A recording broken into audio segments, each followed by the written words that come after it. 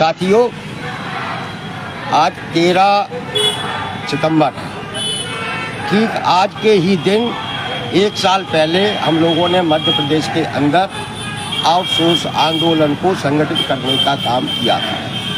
पहली बार मध्य प्रदेश के आउटसोर्स कर्मचारियों ने 13 सितंबर 2022 को विधानसभा का घेराव किया था।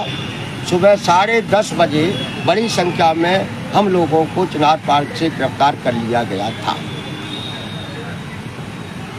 और इस गुजरे हुए 1 साल के अंदर हम लोगों ने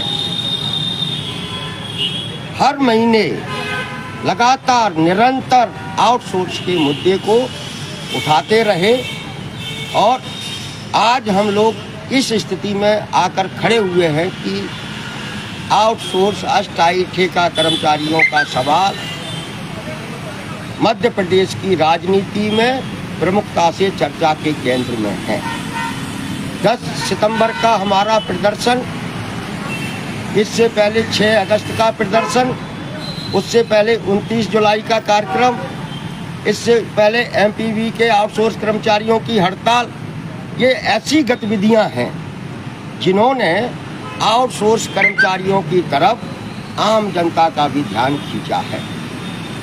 हम लोग जो निरंतर एक सवाल, एक बात आप लोगों से करते आए हैं कि हमारी लड़ाई सिर्फ और सिर्फ वेतन भत्ते बढ़वाने की लड़ाई नहीं, हमारे रोजगार में जो सबसे बड़ी समस्या है कि असुरक्षा बड़े स्तर पर है। हमारी लड़ाई हमारे रोजगार को सुरक्षित कराने की लड़ाई है और सम्मानजनक वेतन पाने की लड़ाई है, जिसे हम लोग अलग अलग स्तर पर संगठित रूप से लड़ने की कोशिश कर रहे हैं। हम लोग जब 13 सितंबर 2022 को गिरफ्तारियां हुई थी तब हम लोगों ने अपनी रणनीति बदली थी। उस समय इस संयुक्त मोर्चा के साथ बहुत कम लोग जुड़े हुए थे। तब हमने ये तय किया था कि हमें अपनी गतिविधियों की निरंतरता को बनाए रखना होगा और मध्य प्रदेश का जो 12-15 लाख आउटसोर्स कर्मचारी है उसे इस मोर्चे के साथ जोड़ना होगा। आज हम ये कह सकते हैं कि पूरा का पूरा आउटसोर्स कर्मचारी हमारे आंदोलन के साथ खड़ा हुआ है, वो जुड़ा हुआ है। और जब आम कर्मचारी आंदोलन से जुड़ जाता है तो उस आंदोलन को हराने की हैसियत न किसी मंत्री में होती है, न किसी सरकार में होती है और ना ही कोई राजनीतिक पार्टी उसे हरा सकती है। इसलिए हमारा आंदोलन आज जन आंदोलन का रूप धारण कर चुका है। हम लोगों ने ये तय किया है कि अब हम भोपाल तभी जाएंगे जब हम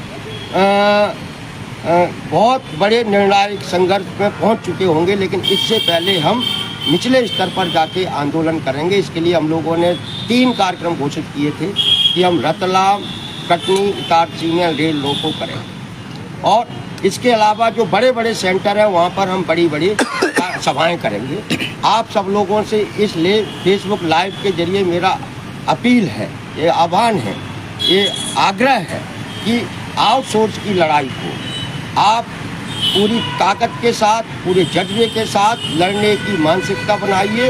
ये लड़ाई अपन जीतने वाले हैं और अपन इसको जीतेंगे। सरकारी महकमे में ये चर्चा है कि वह सरकार कुछ आउटसोर्स के बारे में पॉलिसी बना रही है, कुछ करने वाली है। हो सकता है कुछ दिनों में मुख्यमंत्री की आउटसोर्स की पंचायत बुलाए। अगर ऐसा होता है और हमें कुछ मिलता है तो जो हमारे आंदोलन की बड़ी जीत होगी और शायद पहली बार मध्य प्रदेश में आउटसोर्स के बारे में कोई सरकार बोल रही होगी।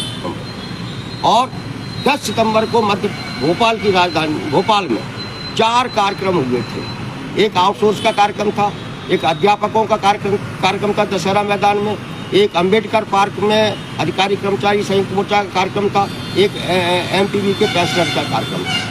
हम आज एक गर्व के साथ कह सकते हैं कि आउटसोर्स कर्मचारियों का संगठन हमारा संयुक्त मोर्चा मध्य प्रदेश के उन तमाम सारे संयुक्त मोर्चे के टक्कर का मोर्चा बन चुका है। हमारी ताकत उनसे ज़्यादा बड़ी ताकत है।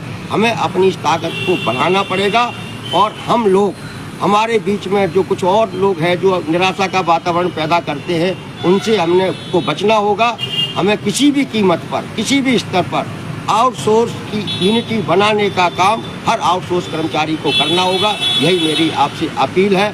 आग्रह है, अनुरोध है, हम लोग संघर्ष करेंगे, लड़ेंगे और जीतेंगे। इसी के साथ मैं अपनी बात समाप्त करता हूँ। आउटसोर्स एकता जिंदाबाद। धन्यवाद।